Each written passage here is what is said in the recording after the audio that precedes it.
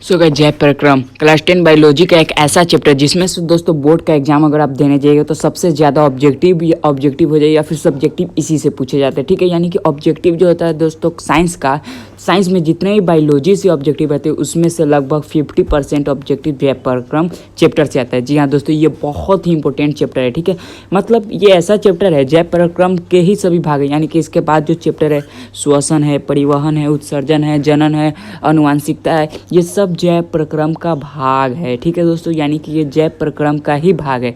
तो आप समझ सकते हैं कि ये चैप्टर की तरह इंपॉर्टेंट है। ठीक है, इसलिए भारतीय भवन में इसको फर्स्ट चैप्टर में रखा गया है, वहीं पे बीटीसी के अनुसार ये 6 चैप्टर है। ठीक है, जय प्रक्रम। तो दोस्तों आज हम इस वीडियो में जय प्रक्रम के बहुत ही important VVI important question 50 objective. ठीक है, यहाँ पे थंबनेल में लगाया 50। ठीक है, आपको 50 दिखा होगा, लेकिन हम यहाँ पे 50 से भी एक्स्ट्रा कराने वाले हैं। ठीक है, ये देखिए मैं पूरा आपको दिखा देता हूँ कितना ऑब्जेक्टिव है। राइट, एक सेकेंड, देखिए दोस्तों 55 ऑब्जेक्टिव। ठीक है, यानी 55 ऑब्जेक्टिव हम आपको कराने वाले हैं। ये ऑब्जेक्टिव तैयार हो गया तो इस चैप्टर से जितने भी बोर्ड में क्वेश्चन आएंगे ऑब्जेक्टिव वो तो इसी से होगा, इससे बाहर कुछ नहीं होगा दोस्तों। ठीक है, और वीडियो को लाइक और चैनल को सब्सक्राइब कर दीजिएगा। उससे क्या होगा कि हम हर चैप्टर का यहाँ पे तैयारी करा देंगे, ऑब्जेक्टिव सब्जेक्टिव सब तैयारी होगा। ठीक है, यहाँ पे फर्स्ट चैप्टर हमारा जय प्रक्रम हो रहा है, हो सकता है हम कल श्वसन का भी डाल दें। ठीक है, तो आप आराम से वीडियो को लाइक कर सकते हैं। ठीक है, तो देखिए हम यहाँ पे क्वेश्चन को स्टार्ट करते हैं। देखिए सबसे पहला क्वेश्चन क्या है कि पादप में, यहाँ पे देखिए हम ऑप्शन भी आपको एकदम अच्छा से दिखा देते हैं। ठीक है, पहले क्वेश्चन देखिए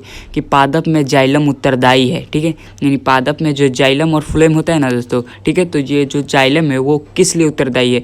जल का वहन के लिए, भोजन का वहन के लिए या अमीनो अम्ल का वहन के लिए। ठीक है, एक और है ऑक्सीजन का वहन के लिए। तो देखिए एक ट्रिक यहाँ पे क्या लगा लीजिएगा, जैसे पादप में जाइलम, जौ से जाइलम तो समझिएगा जौ से जल का वहन के लिए। ठीक है, यानी पादप में जाइलम उत्तरदायी क्या है? जल का वहन के लिए। 1 का ए आंसर सही हो जाएगा। ठीक है, और हाँ कमेंट कीजिएगा दोस्तों कि आप कितना आंसर सही बोल रहे हैं। अब वीडियो को रोक रोक कर आप आंसर भी अपना कॉपी में नोट कर सकते हैं कि हम कितना सही किए कितना गलत। ठीक है, अब देखिए सेकंड क्वेश्चन क्या है कि पत्तियों में गैसों का आदान प्रदान कहाँ होता है? ठीक है, पत्तियों में गैसों का आदान प्रदान कहाँ होता है? पहला हमारा ऑप्शन है सीरा, दूसरा है रंध्र या मध्य सीरा या फिर इनमें से कोई नहीं। ठीक है, तो देखिए पत्तियों में गैसों का आदान प्रदान रंध्र द्वारा होता है। ठीक है, तो इसका हो जाएगा बी। राइट, अब देखिए यहाँ पे क्या है, थर्ड क्वेश्चन देखिएगा कि सलाइड को सर्वप्रथम कंपाउंड माइक्रोस्कोप से देखा जाता है। ठीक है, यानी जो सलाइड होता है, सलाइड एक टुकड़ा होता है। ठीक है, ब्रेड का, रोटी का या फिर ब्रेड का धर लीजिए, उसका जो टुकड़ा होता है ना उसे हम सलाइड कहते हैं। ठीक है, तो देखिए सलाइड का जो टुकड़ा होता है उस कंपाउंड को सबसे पहले माइक्रोस्कोप किस कंपाउंड में देखा जाता है? यानी 5x पर 10x, 25x या फिर 45x। तो इसका आंसर हो जाएगा 10x। ठीक है, यानी 10x पे इसको देखा जाता है। ठीक है, 10x पर। ठीक है, अब आइए नेक्स्ट क्वेश्चन है ये, एक सेकेंड।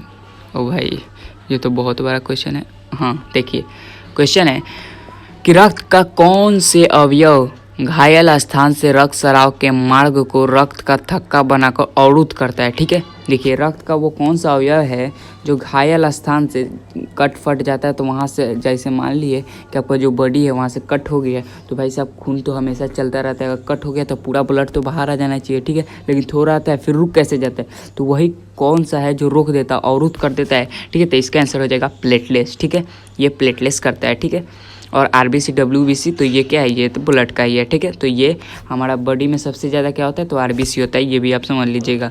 और RBC को लाल कौन करता है? हेमोग्लोबिन। ठीक है, अब देखिए एक सेकेंड, अरे भाई हाँ, हृदय से रक्त को ही रुधिर कहते हैं। ठीक है दोस्तों, रक्त को ही रुधिर कहते हैं। तो हृदय से रक्त को संपूर्ण शरीर में पंप किया जाता है। ठीक है, तो हृदय से रक्त को संपूर्ण शरीर में पंप किससे किया जाता है? ठीक है, हृदय से रक्त को संपूर्ण शरीर में पंप किसके द्वारा किया जाता है? ठीक है, हृदय से किया जाता है। ठीक है, लेकिन किसके द्वारा? तो निलय द्वारा किया जाता है। ठीक है, हृदय से क्या किया जाता है? पूरा जो खून होता है वो पूरा शरीर में पंप किया जाता है। ठीक है, और पूरा शरीर का जो खून है वो हृदय में किसके द्वारा प्रवेश किया जाता है? तो वो हो जाएगा दोस्तों आलिंदो द्वारा। ठीक है, लेकिन हृदय से शरीर में तो नीले समझिएगा, और शरीर से हृदय तो समझिएगा वो आलिंद हो जाएगा। ठीक है, अब आइए ECG का पूरा नाम लिखिए, यानी ECG का फुल फॉर्म। ठीक है, तो देखिए हमारा ऑप्शन है इलेक्ट्रिक कार्डियोग्राम, इलेक्ट्रोकार्डियोग्राफ, इलेक्ट्रोकॉर्पोरेशनग्राम, इनमें से कोई नहीं। तो हमारे ख्याल से बी हो जाएगा। ठीक है, इलेक्ट्रोकार्डियोग्राफ। ठीक है, इसका आंसर बी हो जाएगा। एक सेकेंड,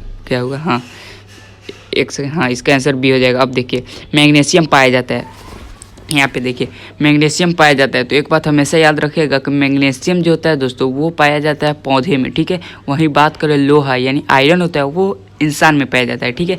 तो मैग्नीशियम पाया जाता है तो वो पौधे में, और पौधे में भी यहाँ पे क्या है कि क्लोरोफिल में, लाल रक्त कण में तो वर्णिलवक, श्वेत रक्त कण, तो क्लोरोफिल ही है जो पौधे में पाया जाता है। तो इसका आंसर क्लोरोफिल ही हो जाएगा, ठीक है। 7 का ए हो जाएगा। अब आइए नेक्स्ट क्वेश्चन, निम्नलिखित में किसे कोशिका का ऊर्जा मुद्रा के रूप में जाना जाता है, ठीक है। ऊर्जा मुद्रा के रूप में किसे माना जाता है, ठीक। तो हम सब जानते हैं इसका आंसर हो जाएगा एटीपी, ठीक है दोस्तों। अब आइए, पौधे में श्वसन क्रिया के अंतर्गत एडीपी के टूटने से कितनी ऊर्जा मुक्त होती है, ठीक है। तो ये जानिए दोस्तों, इसका आंसर हो जाएगा 3.5 kg बट्टा मोल, ठीक है। यानी 3.5 kg मोल, ठीक है, प्रति मोल हो जाएगा, ठीक है।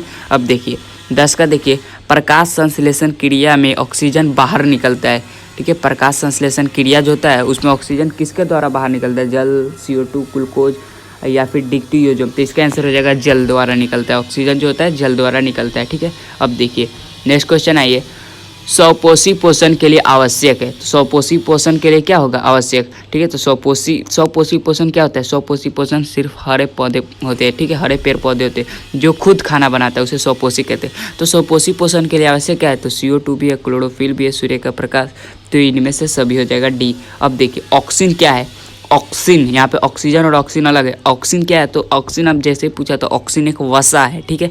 ऑक्सीजन क्या है, वसा है, समझिए दोस्तों। देखिए अरे भाई हाँ, ऑक्सीजन क्या है, तो वसा है। अब आइए, द्विखंडन होता है, ठीक है। द्विखंडन होता है किसमें होता है, अमीबा में होता है, पैरामीशियम में, लिस्मेनिया में, ये इनमें सभी। तो इसका हो जाएगा अमीबा में होता है द्विखंडन, ठीक है। अब आइए, इथाइल अल्कोहल किस प्रकार के श्वसन में बनता है, ठीक है। अब कहिएगा भाई साहब, अब कहिएगा कि जो आप बोले थे जैव प्रक्रम का ऑब्जेक्टिव यहाँ पे श्वसन से भी बहुत तरह है, तो वही तो बोले जैव प्रक्रम का ही भाग सब है, ठीक है। जैव प्रक्रम तैयार तो समझिए पूरा बायोलॉजी तैयार हो जाता है, ठीक है। तो इसका ऑब्जेक्टिव तैयार तो समझिए लगभग पूरा बायोलॉजी का ऑब्जेक्टिव तैयार हो जाता है। अब देखिए इथाइल अल्कोहल किस प्रकार के श्वसन में बनता है, ठीक है। वायवीय, अवायवीय, ठीक है। तो देखिए वायवीय और अवायवीय श्वसन क्या होता है, जो ऑक्सीजन की उपस्थिति में होता है वो होता है वायवीय, और जो ऑक्सीजन की अनुपस्थिति में होता है तो वो होता है अवायवीय। तो ऑक्सीजन की अनुपस्थिति में भी इथाइल अल्कोहल बन जाता है। तो इसका आंसर हो जाएगा बी, अवायवीय, ठीक है। अब देखिए नेक्स्ट क्वेश्चन देखिए, यकृत से निम्न में कौन सा रस निकलता है, यकृत से कौन सा रस निकलता है, लाल रस, जठरस, पीतरस, त्रिरस।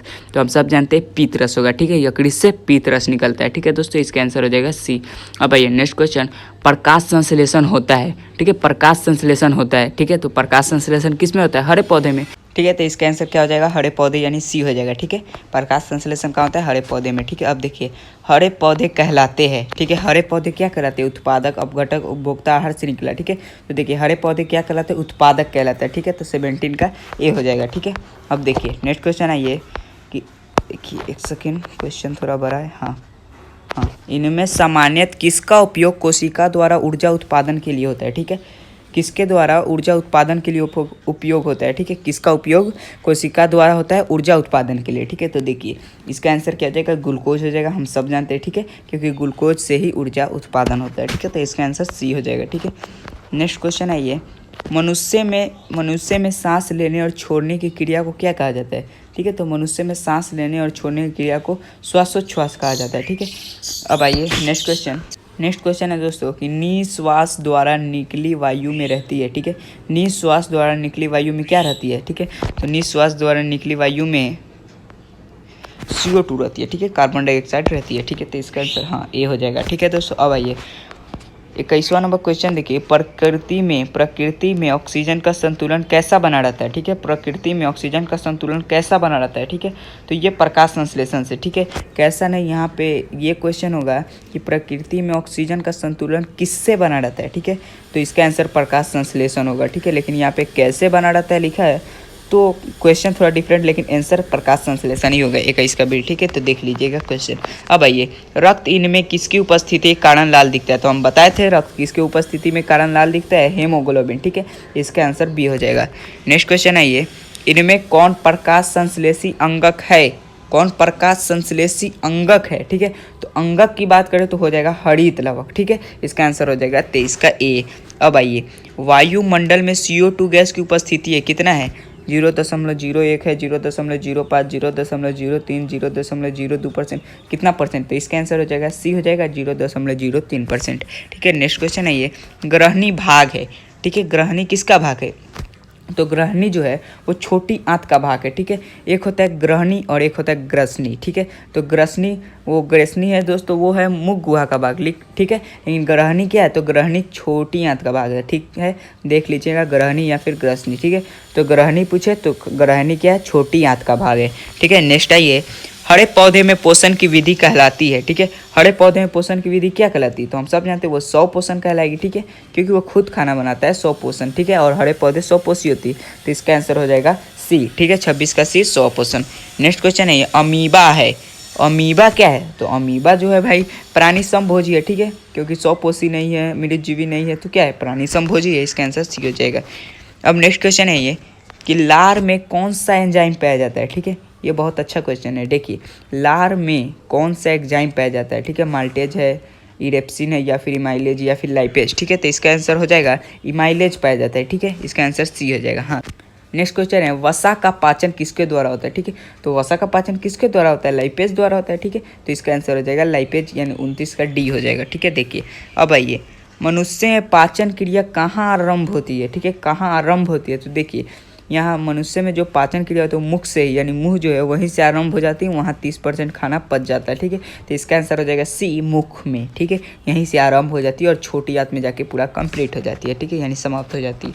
अब देखिए, नेक्स्ट क्वेश्चन है, किस पाचक रस के प्रभाव से आमाशय में दूध थक्का सा जम जाता है? ठीक है, किस पाचक रस के प्रभाव से आमाशय में दूध थक्का सा जम जाता है? Ptyalin, rennin, pepsin, amylase. ठीक है, तो इसका आंसर शायद रेनिन। हाँ, इसका आंसर हो जाएगा रेनिन। ठीक है दोस्तों, नेक्स्ट क्वेश्चन है ये, मानव हृदय में कितने कोष्ठ होते हैं? ठीक है, मानव हृदय में कितने कोष्ठ होते हैं? ठीक है, तो कोष्ठ कितने होते हैं? तो 4 कोष्ठ होते हैं, एकदम ध्यान रखिएगा। ठीक है, एक होता है दायां लिंद, एक होता है बायां लिंद। ठीक है, एक होता है दायां निलय, एक होता है बायां निलय। ठीक है, ठीक है, यानी 4 कोष्ठ होते हैं। अब देखिए, नेक्स्ट क्वेश्चन देखिए, मानव हृदय का औसत परकुंचन दाब लगभग कितना होता है? ठीक है, ये देखिए 2013 में ये पूछा भी हुआ है। ठीक है, वो भी यहाँ पे आपको शो हो जा रहा है। ठीक है, तो देखिए, मानव हृदय का औसत परकुंचन दाब है। ठीक है, लगभग कितना है वही बताना है, तो इसका आंसर 120 हो जाएगा। हाँ दोस्तों, 120 हो जाएगा। ठीक है, 120 mmHg हो जाएगा। ठीक है, अब देखिए, नेक्स्ट क्वेश्चन है ये, पौधों में वाष्पोत्सर्जन किस भाग में होता है? ठीक है, पौधों में वाष्पोत्सर्जन किस भाग में होता है? पत्ता में होता है। ठीक है, इसका आंसर सी हो जाएगा। ओके, नेक्स्ट क्वेश्चन आइए। हाँ, मनुष्य का हृदय प्रति मिनट कितनी बार धड़कता है? ठीक है, यानी मनुष्य का जो हृदय होता है 1 मिनट में वो कितनी बार धड़कता है? ठीक है, तो हम सब जानते हैं 1 मिनट में वो कितना बार धड़कता है? 72 बार धड़कता है। ठीक है, 35 का बी हो जाएगा। ठीक है, अब आइए, मस्तिष्क उत्तरदायी है। ठीक है, मस्तिष्क होता है वो ब्रेन। ठीक है, ब्रेन को ही मस्तिष्क कहते हैं। तो मस्तिष्क उत्तरदायी है किसके लिए? सोचने के लिए है, या फिर हृदय संपादन के लिए, शरीर का संतुलन बनाने के लिए, इनमें सभी। तो इनमें से सभी हो जाएगा। ठीक है, मस्तिष्क सब काम करता है, ऐसा नहीं कि सिर्फ सोचता ही है, वो हृदय संपादन के लिए भी कार्य करता है। इसका आंसर डी हो जाएगा, और शरीर का संतुलन भी बनाता है। ठीक है, अब देखिए, नेक्स्ट क्या है, मनुष्य में रुधिर क्षमता है। ठीक है, मनुष्य में जो है वो रुधिर कहाँ क्षमता है? ठीक है, खून कहाँ क्षमता है? तो बोमेन सपूत में क्षमता है। ठीक है, बोमेन सपूत या फिर संपुट है। ठीक है, यहाँ बोमेन संपुट में क्षमता है। ठीक है, तो इसका आंसर बी हो जाएगा 37 का। नेक्स्ट क्वेश्चन है ये, एक सेकेंड। हाँ, प्रत्येक गुर्दे में कितने नेफ्रॉन होते हैं? ठीक है, प्रत्येक गुर्दे में कितने नेफ्रॉन होते हैं? तो इसका आंसर हो जाएगा लगभग 1,30,000। ठीक है, 1,30,000 नेफ्रॉन होते हैं प्रत्येक गुर्दे में। ठीक है, नेक्स्ट क्वेश्चन है ये, पादप अपशिष्ट संचित रहते हैं। ठीक है, पादप अपशिष्ट संचित रहते हैं, कहाँ रहते हैं? ठीक है, पादप का जो अपशिष्ट होता है वो कहाँ संचित रहता है? ठीक है, तो इसका सभी में। ठीक है, पत्तियों में भी है, छाल में भी है, कोशिकीय रिक्तिकाओं में भी। ठीक है, यानी इन सभी में हो जाएगा। इसका आंसर डी। हाँ, इसका आंसर डी हो जाएगा। अब आइए, मनुष्य में कौन उत्सर्जी अंग नहीं है? ठीक है, उत्सर्जी अंग नहीं है, एक सेकेंड, कौन उत्सर्जी अंग नहीं है? सॉरी दोस्तों, इसमें ये पूछा होगा कि मनुष्य में कौन उत्सर्जी अंग है। ठीक है, यहाँ पे नहीं लिखा गया शायद। ठीक है, तो मैं यहाँ से काट देता हूँ। ठीक है, हाँ, एक सेकेंड। हाँ, मनुष्य में कौन उत्सर्जी अंग है ये पूछा गया। ठीक है, तो इसका आंसर हो जाएगा यकृत है। ठीक है, सॉरी, वृक्क है, वृक्क। सॉरी दोस्तों, सॉरी। ठीक है, मनुष्य में कौन उत्सर्जी अंग है? वृक्क है। यहाँ पे देख लीजिए। हाँ, यहाँ पे आंसर भी गलत दिया भाई, ये क्या? ठीक है, कोई बात नहीं, हम आपको बता दे रहे, ठीक है। इसका आंसर हो जाएगा बी हो जाएगा, डी हो जाएगा, सॉरी वृक्क, ठीक है, यहाँ पे डी हो जाएगा, अरे भाई डी, ठीक है।